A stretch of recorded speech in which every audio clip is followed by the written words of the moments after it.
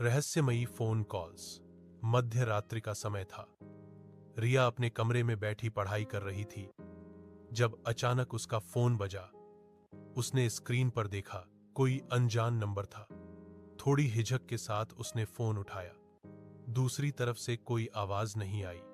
कुछ सेकंड इंतजार करने के बाद उसने फोन काट दिया और इसे कोई गलतफहमी समझकर फिर से अपनी पढ़ाई में व्यस्त हो गई। लेकिन अगले ही पल फोन फिर से बज उठा। वही अनजान नंबर। इस बार रिया को थोड़ा अजीब लगा, लेकिन फिर भी उसने फोन उठाया। दूसरी तरफ से एक धीमी, डरावनी आवाज आई, मैं तुम्हें देख रहा हूं, रिया। यह सुनकर रिया के दिल की धड़कन तेज हो गई। उसने तुरंत फोन काट दिया और अपने चारों ओर देखा।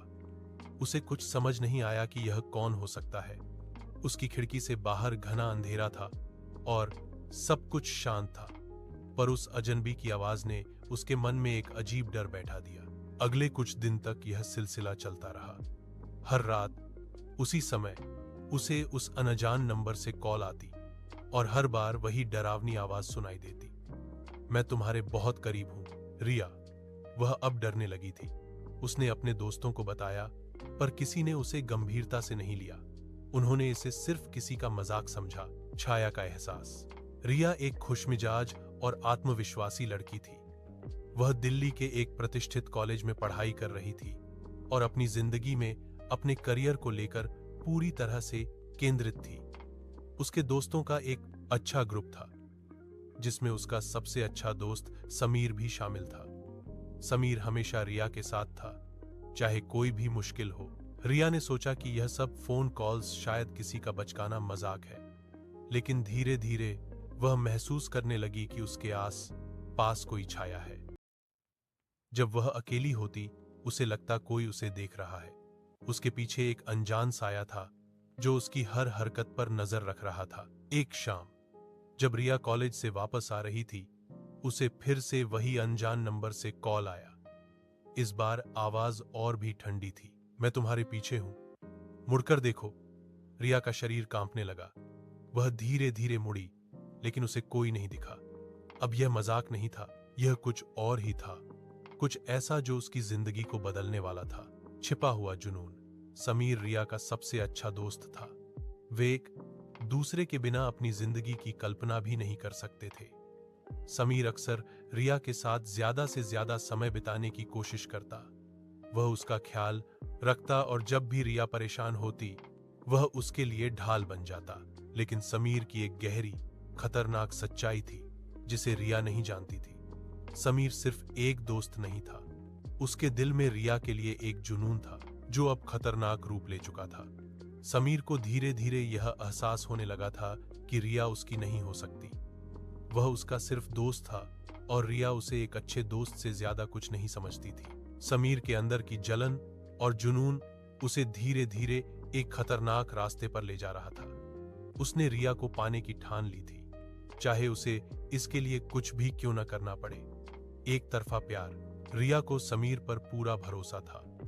वह उसके लिए सबसे भरोसेमंद इंसान था, लेकिन उसे यह नहीं पता था कि समीर का यह दोस्ताना व्यवहार उसकी आड़ में एक भयानक जुनून को छिपाए हुए था। समीर ने कई बार रिया से अपने दिल की बात कहने की कोशिश की, लेकिन हर बार रुक जाता। उसे डर था कि रिया उसकी सच्चाई जानकर उसे हमेशा के लिए छोड़ देगी। इसलिए उसने रिया के साथ अपने मनोविकार को एक नए तरीके से व्यक्त करना शुरू किया, फोन कॉल्स के जरिए। समीर ने अपना एक अलग व्यक्तित्व बनाया, जिससे वह रिया को डराने लगा। उसे यह देखकर अजीब संतोष मिलता था कि रिया हर कॉल के बाद डर जाती थी। समीर का प्यार अब विकृत हो चुका था। उसने अपने दिल में ठान लिया था कि अगर रिया उसकी नहीं हो सकती, तो वह किसी और की भी नहीं होगी। एक भयावह सच। रिया का डर अब बढ़ता जा रहा था। उसे महसूस होने लगा था कि कोई उसकी हर गतिविधि पर नजर रख रहा है। उसने समीर को अपने डर के बारे में बताया। समीर ने उसे सांत्वना दी, लेकिन उसके मन में कुछ और ही चल रहा था। वह अब पूरी तरह से अपनी धुन में खो गया था और रिया को अपना बनाने के लिए किसी भी हद तक जाने को तैयार था। रिया ने अपने कॉलेज के दूसरे दोस्त अर्जुन से मदद मांगी। अर्जुन रिया का अच्छा दोस्त था और वह उसके डर को गंभीरता से ले रहा था। अर्जुन ने रिया को सुझाव दिया कि वह पुलिस में शिकायत दर्ज कराए, लेकिन रिया ने सोचा कि अभी तक कोई ठोस सबूत नहीं है और शायद यह सिर्फ कोई मजाक ही हो।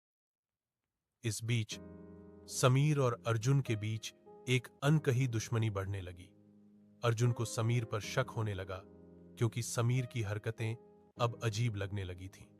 अर्जुन ने रिया से कहा, तुम्हें समीर से थोड़ा दूर रहना चाहिए, मुझे कुछ ठीक नहीं लग रहा।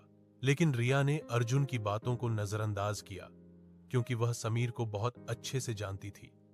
उसे विश्वास था कि समीर ऐसा कुछ नहीं कर सकता। डर का चरमोत्कर्ष। एक रात रिया को फिर से वही अनजान कॉल आया, लेकिन इस बार आवाज ने सिर्फ कहा, अब इंतजार खत्म हुआ, कल तुम्हारी जिंदगी का आखिरी दिन होगा। रिया के हाथ पांव ठंडे हो गए। वह समझ नहीं पा रही थी कि यह क्या हो रहा है। उसने समीर को तुरंत फोन किया और अपने डर को साझा किया। समीर ने कहा, तुम्हें चिंता करने की जरूरत नहीं है, मैं तुम्हारे साथ हूं। लेकिन अगले ही दिन जब रिया कॉलेज जा रही थी, उसे महसूस हुआ कि कोई उसका पीछा कर रहा है। उसने पीछे मुड़कर देखा, पर उसे कोई नजर नहीं आया। उसका दिल तेजी से धड़कने लगा और वह कॉलेज के अंदर भाग गई। अर्जुन ने उसे देखा और कहा, यह सब और नहीं चलेगा रिया, हमें कुछ करना होगा। आखिरी सामना। अर्जुन और रिया ने तय किया कि वे अनजान कॉल करने वाले को एक जाल में फंसाएंगे।